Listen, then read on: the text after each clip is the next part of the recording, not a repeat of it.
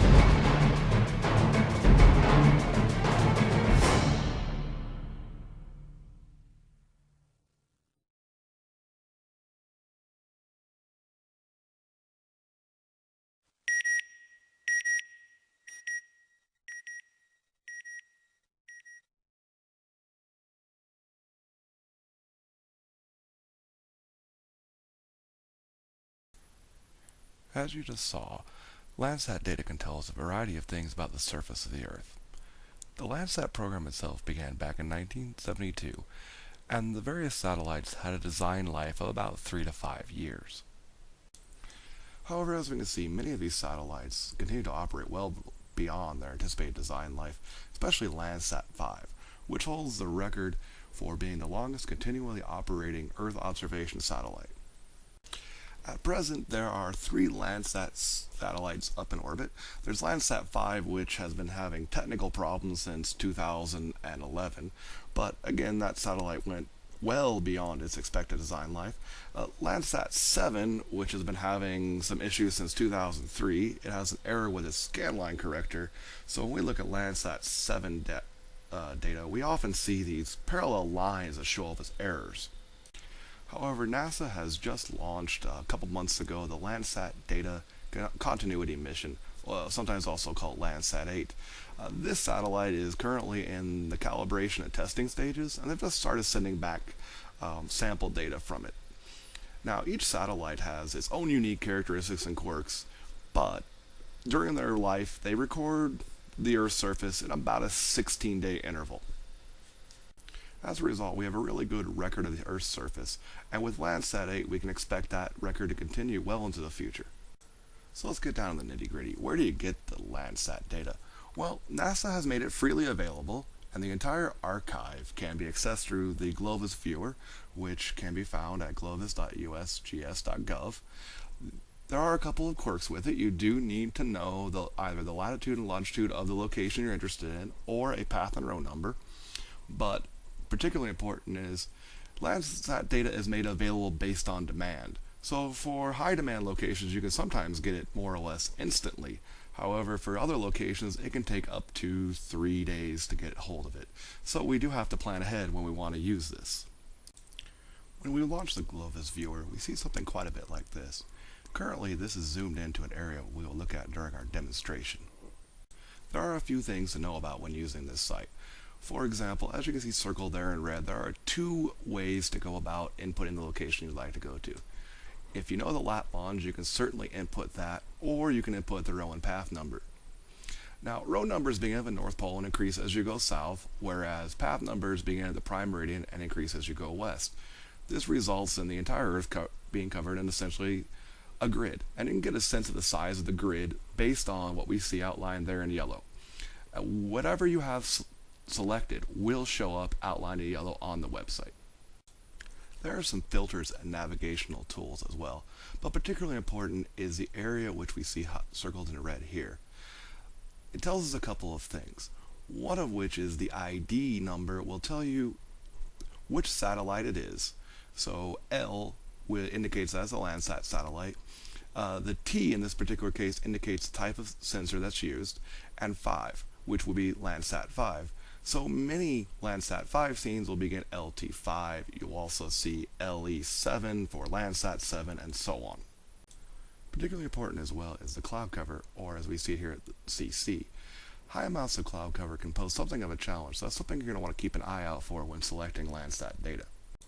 You can also see information about the date the scene was captured, and we have the option to go ahead and add this to our shopping cart and order the data. And again, the data is available 100% for free, making this just a great resource.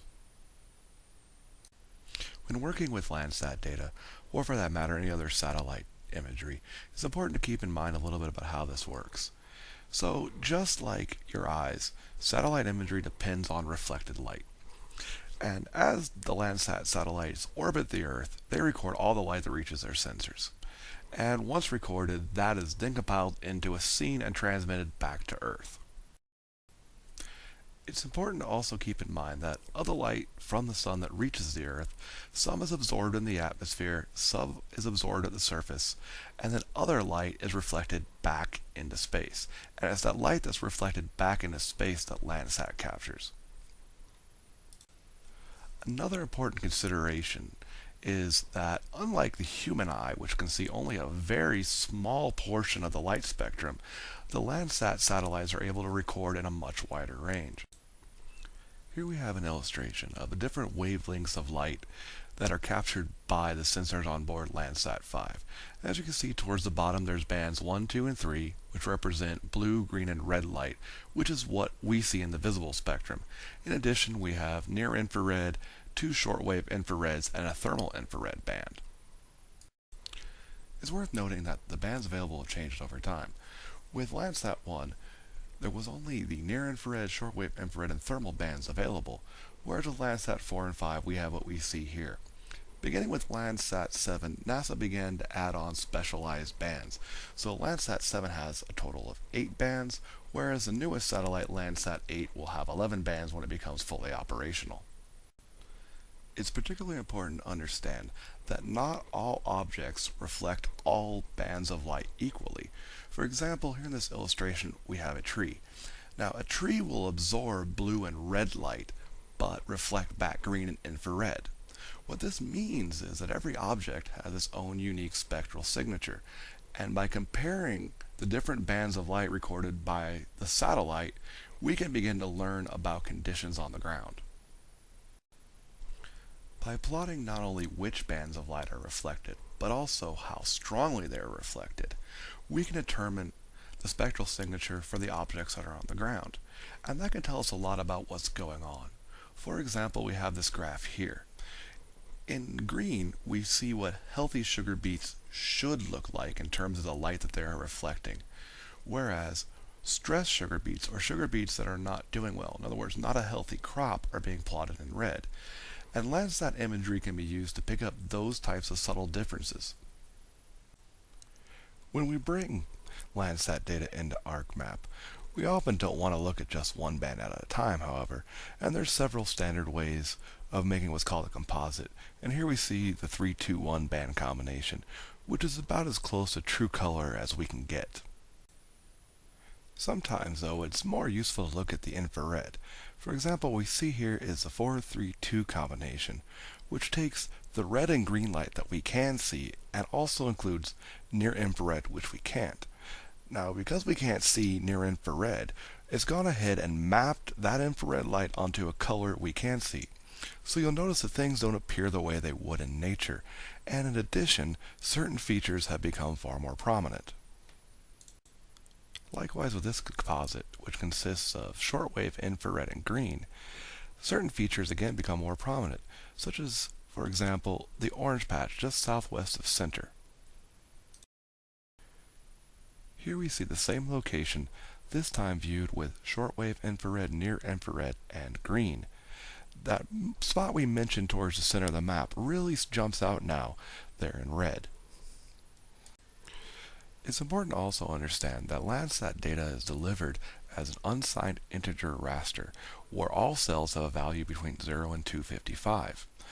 Now those digital numbers, 0 to 255, don't represent the actual measurement so much as they represent a position along a continuum of the entire values between a minimum and a maximum. So in order to work with this, we need to convert it to top of atmosphere reflectance. And that's a two-step process. First, we go ahead and take those digital numbers and convert them to radiance. And that tells us about the amount of energy being radiated back by the ground. Then, using the radiance, we can go ahead and calculate the reflectance.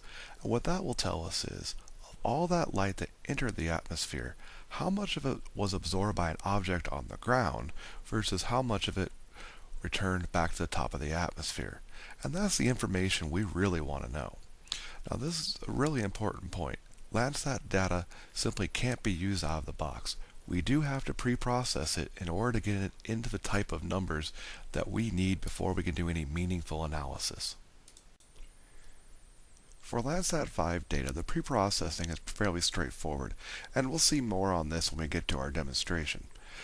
All we need to do is simply take those digital numbers and use this equation here. And what that will do is essentially stretch those between a minimum and a maximum and get us back to our actual radiance.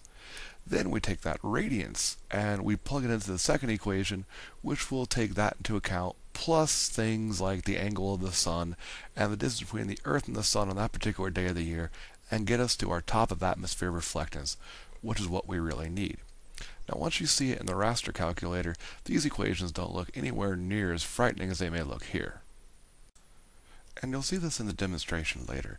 It is a lot easier to get your head around these equations once you actually see what it looks like in Arcmap.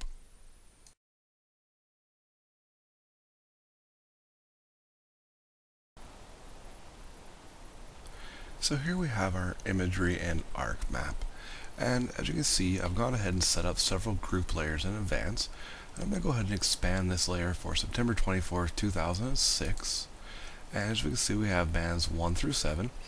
And Landsat imagery comes with standardized name format. So we can see it tells us it's Landsat 5, and then path and row 40, 36, the year is 2006, and then a unique identifier for the scene, and then finally band 1, 2, 3, 4, 5, 6, and 7.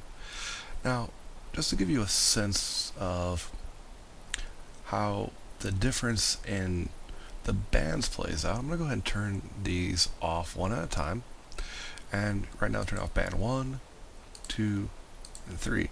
You may have noticed right here in the San Bernardino National Forest, that's where we get a lot of really striking change between the different bands. So let's go ahead and turn off band 4, 5. This is our thermal band, band 6, and let's turn that off, and we can see band 7. Now, when we're working with Landsat data, we generally are going to want to look at individual bands, but when we're exploring the data, that's not always the most useful thing. So I've set up in advance some composites, and I've set up two types. Some true color ones we'll look at first, and I'm going to go ahead and turn on a true color composite for September 24th, and the true color composite uses bands 3, 2, 1, and we get a fairly decent sense of what it would look like in the colors we normally see. So let's turn on October 26th. And here on October 26th, that's the first day of the fire, and we can see it really clearly down here. Now, one of the first things you'll notice is the scene is quite a bit larger than the area we're going to eventually want to look at. That's something we're going to want to keep in mind, because we're going to want to probably apply some masks later on. So let's zoom in a little bit. And here we can see the smoke from the fire, and some of the initial points where it started to burn. This is only a few hours in. Now, for doing this type of analysis we're going to do later, we generally want a day that's relatively near the end of the fire. A couple days after is ideal, but unfortunately what we have is the Landsat 5 data for the days following this have really heavy cloud cover. There is Landsat 7 data available, but as I mentioned earlier on, Landsat 7 has a problem with a scanline corrector. Now, because of the problem with the scanline corrector, what this will mean is that we would have a series of parallel lines right in the middle of our study area. In any given Landsat 7 scene, there are certain areas that tend to be usable, but this area we're going to be looking at is where those errors tend to show up most. So if we go to December 13th, which is the first available day for Landsat 5 that has relatively low cloud cover, only 8%, unfortunately those clouds appear right where we're going to want to be looking. And now there are ways to deal with that, but it's a little bit easier for our purposes just to go ahead and go to a day with zero cloud cover, which will be February 15th of 2007. So let's take a look at that True Color Composite. And if we go ahead and turn off the February 15th to take a look back at December 24th, we'll notice that there's a definite change in the color of the ground cover right in this sort of area here. And where this is going to be very striking is if we go to infrared. One thing we're thinking about when choosing infrared is which bands we might choose to include, as we have available bands 4, 5, and 7. Now, when we're doing our analysis later, we're going to rely on bands 4 and 7, so I've gone ahead and put together some 742 composites, and that's going to show the burn area very well. Here we have September 24th, which is before the fire, and if we go to the day of the fire itself, October 26th, we can see the fire really get going there. We can see very clearly the burn areas, and also we can sort of judge where the fire itself is burning. Beyond those visual clues like smoke, we can see some discoloration on areas that might be actively on fire. Now, if we go to December 13th, we, again, with infrared can clearly see the overall burn area, but one of the problems we note is that we have clouds directly on top of it. Now, when we go to the 15th of February, we can see a few things, like we can see snow in the mountains, but that's outside of the burn area, and the burn area does stand out. Now, one other thing I've added to this particular map is I've gone to ArcGIS Online and found perimeters of various historic fires, and I've gone ahead and isolated the Esperanza fire.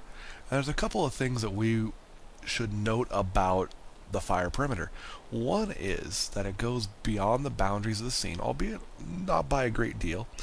In fact, we can go down here and we can use our measure tool when that redraws in a second, and we can determine that we're missing about a mile and a half of the very southern tip of the fire. And there are ways to deal with that, but for the purposes of this demonstration, we're just going to go ahead and leave that as it is. Now, we also notice that this does over here look like it might be part of the burn area too, although it's not within the defined area of the burn. Now, if we were doing this outside of a demonstration, we would have to stop and think about what that means, maybe do a little research about whether or not that should be included. So what I've gone ahead and done is create another layer, which I've gone ahead and called an adjusted burn area. And one thing you'll notice is I lobbed off the very southern tip. I've also pulled it away from the very boundary edge, just about 500 feet. And the reason I've done that is I want to avoid those no data cells that sometimes get intermixed right at the edge. So when we're doing our analysis later on, I'll use this adjusted burn area as my mask rather than the full boundary of the original fire. And one more thing we want to kind of look at is we can see there are some populated places here. So I've gone ahead and added a layer which has the boundaries of the two local communities, which should draw here in a second. So we can see outlined in green here Banning, and we can see that the fire does cross into the borders of Banning and also into the community of Cabazon. And just to give you a sense of where we're looking at, we have the 10 freeway, Highway 79, and Highways 243, which go through our burn area. So now that I've had a look at some of our data, we're ready to go ahead and start pre-processing so we can work our way into our analysis.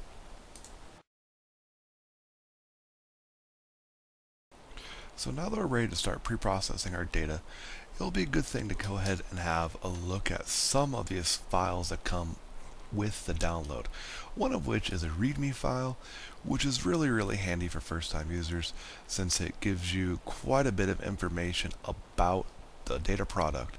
And what's really very handy, if we scroll down a little way, there's information that details the entire naming conventions for each different file, and they all follow a standard format. For example, the L indicates Landsat, the second letter tells you what type of mission it was and the type of data, so you see E for the enhanced thematic mapper, T for the thematic mapper, M for the multispectral scanner. All of those will be things you'll get used to as you look at that. Then of course the satellite number, 7, 5, etc. Path, row, year, the day of the year, some other information that follows it, and then eventually the band number. And importantly, there's a few things that follow on from some of these, as I kind of scrolled down to give you a sense of what's in here. There's one particular file that's going to follow the exact same naming convention, but it's going to add the letters MTL at the end. And that contains all the metadata for the entire product. So we can see here that this is the metadata for one of these files, and it tells us it's an L1 or level 1 processing of the data we downloaded. And that's an important thing to know. Most of what you download is going to be level 1 data, but there is a level 1R and a level 1G, and those use different pre-processing techniques, which is important to understand that you will need to go look up how to do those. And those are that information is readily accessible on how to process the L1R and L1G files on the NASA website. And those ones are actually really a piece of cake to process. The level 1s do require a bit more information. Now we can see this particular file this particular metadata file goes with September 24, 2006, which is one of the ones we looked at earlier. As you can see, there's some other information, such as it's Landsat 5, which we discussed earlier. Tells us about some of the positional information. And as we scroll down, we eventually get to radius minimums and maximums and calibration minimums and maximums. Those are going to be really important information for what we're doing here in a second, because we're going to need that information to go ahead and determine the best way to process this. Now, these equations we looked at earlier are going to largely depend on this information we just looked at. So here's the formula. Now this bit here simply refers to our actual output. So just to kind of work our way through what we're going to end up putting in the raster calculator, I'm just going to go ahead and give it a good output name. I'm going to start by processing band 4 for September 24th. So just to keep it nice and straight with a good solid naming convention I'll follow, I'm going to call it September band 4, and this is going to be the radians. And that's going to equal our radians maximum minus our radians minimum. And we just go right back to this we looked at and go down to band 4, and we can see that it's 221 and negative 1.51. So we can just plug that in, 221 minus negative 1.51. And as we can see from our formula, that's going to be divided by the calibration maximum, calibration minimum. So we can go back and look, and here we have them here, and you'll notice that that for each band, it's 255 as a max and 1 as a minimum. So we can go back to our formula, just quickly plug in 255 minus 1, and we have first part of our equation done. And this particular information is going to be multiplied by this right here, and that right there is going to be our input raster. So I'm just going to go ahead and just put a placeholder name of input there, and I'll replace that later in the raster calculator when I plug it in. And from that, we're going to go ahead and subtract our calibration minimum, which is 1, and then we add to the entire thing our radius minimum again, which is negative 1.51. And that's just how simple that formula becomes. Just a matter of just looking up the information in the metadata and plugging it in. Now once we've done that, we can move on to our formula for radiance. And again, just like with the first formula, what we see on the left, to the left of the equal sign, is simply the output. So I'm going to again follow a similar naming convention. I'm going to call September band 4 and call it reflectance so I can keep those two straight. That's going to equal very simple, straightforward formula. So we start with pi, 3.1459 is sufficient, times, and this is, again, exactly what we see here, so we're just going to simply take the same name we used, and we're going to go ahead and put it in quotes because we'll need that in the raster calculator. September, band 4, radiance. And then we're going to multiply that by d squared. Now d squared is the distance from the Earth to the Sun on that particular day of the year.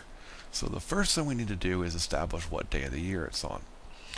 So if we look at our metadata, we see that September 24th of 2009. Now, you could go to some tables and look that up, and that's not that big of a deal to find. They're readily available on the internet. Or if you know exactly where to look in the numbering system for the scene ID, you can identify it there. And 267 is our day of the year. Now, with that information, we can go to a table like I have here of Earth-Sun distances, and you can see it lays out for each different numerical day of the year a distance between the Earth and the Sun. I just have to go down and find 267, and there I have it.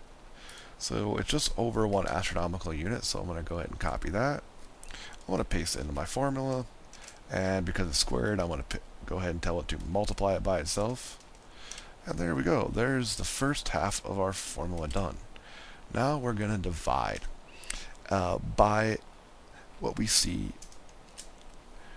right here. And there's two things we need to look up. One of which is this particular information is the zenith, which we can get indirectly from the metadata. And then there is this item here, which is the exoatmospheric radiation. So what we need to do is we need to go and look that particular information up. And again, there are tables readily available for this. So to obtain this information, I'm just going to go to a white paper that's on the NASA website that I pulled up earlier, which happens to have a table of these exothermic spectral radiances. And I'm going to go ahead and look up band 4 for Landsat 5, and we see that's 1036. So we're just going to go ahead and plug in 1036, and that's going to be multiplied by the cosine. And remember, in the raster calculator, we do want to capitalize the C of the zenith. Now, all we have to do to calculate that is we go back to our metadata, and we scroll down until we find the sun elevation, and we go ahead and take that value and subtract it from 90. So we're looking at basically 40.25. So let's go ahead and plug that in. And one more step we generally want to take is we want to go ahead and convert this from degrees to radians. And that conversion to radians is really straightforward. All we have to do is multiply by pi and then divide by 180. And that's going to be all inside the parentheses. So we're going to take the cosine of this entire thing here. And then we just need to put our closing parentheses in there. And there we have it. Straightforward, simple. That's what we're going to go ahead and plug into the raster calculator. So earlier on, I went ahead and put this into a model where I took my 4 bands that I want to process, and here we have band 1 for September 2006, or excuse me, band 7. We have band 4, also from September 2006, and then for February 2007, we have again bands 4 and band 7. And I've gone in and plugged in these various equations. So here we see the equation we created earlier. So we just plugged all that in, no big deal. And one of the things that you'll notice is the equations are slightly different for each band, but when you look at this, one thing you're going to notice when you pull out the metadata is for months that are relatively close together, the values we're going to plug in for things like the Lmax, the Lmin, tend to be the same because those change slowly over time, over the course of several years. But when we're getting scenes that are relatively close together in time, we're going to see that those are basically going to be the same numbers.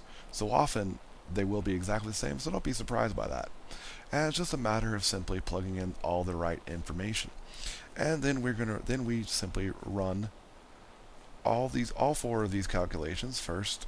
In each case, radiance, reflectance, and so on, all the way down, and we end up at the end with these particular layers that we need.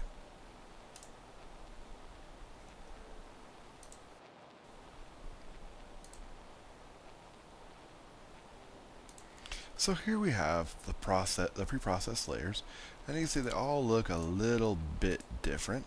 And that's what we need. So now we've completed our preprocessing, really simply just to get ourselves and process our data. Now, one thing to be aware of is that outside of a demonstration context, we would want to go ahead and stop before moving on and pull the neighboring scene and repeat this exact same process. And that would allow us to mosaic the two together, and then we'd be able to include the entire burn area for this particular fire. That said, going ahead and dealing with mosaicing the 2 rasters together does lie outside what we are going to cover here in this demonstration, but all the same, you should be aware that would be a step you'd want to go ahead and take.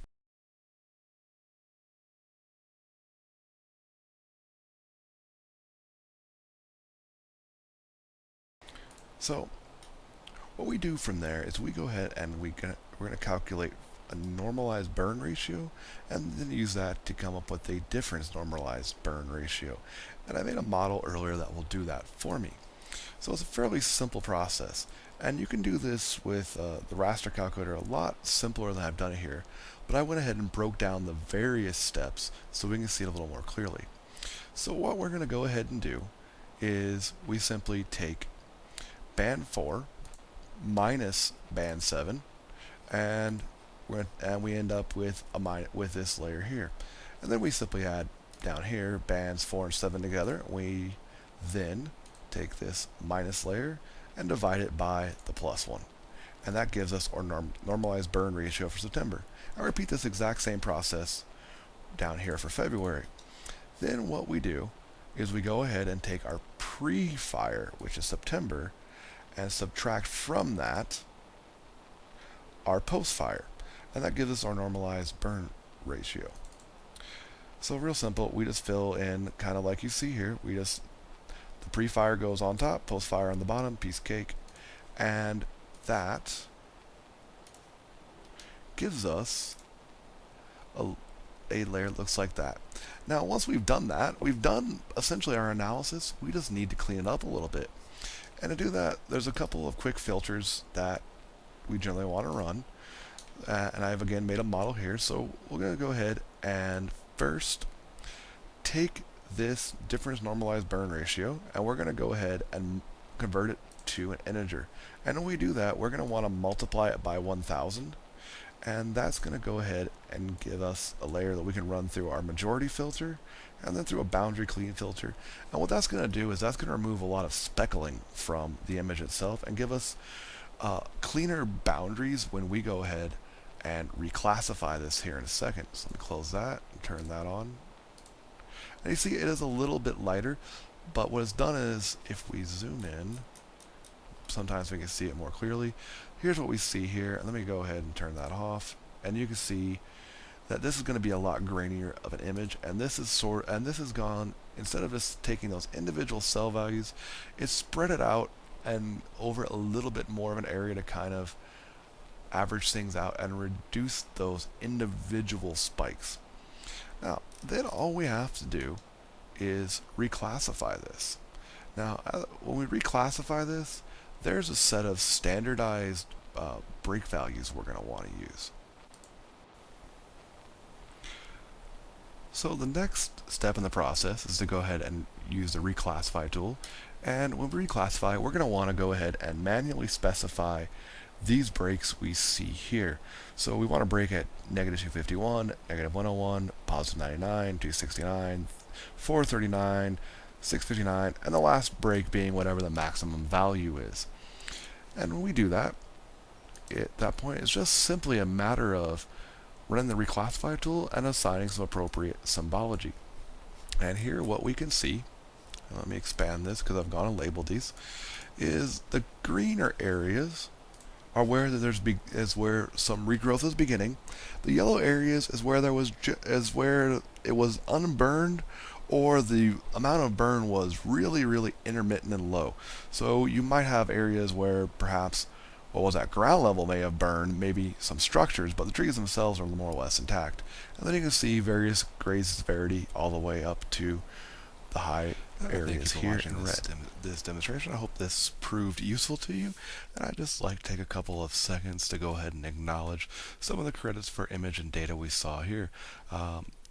Much of the data and imagery came from NASA and the U.S. Geological Survey, and a few of our diagrams and other materials came from the Canadian Center for Remote Sensing, as well as Del Mar College. Thank you for watching, and enjoy playing with Landsat data.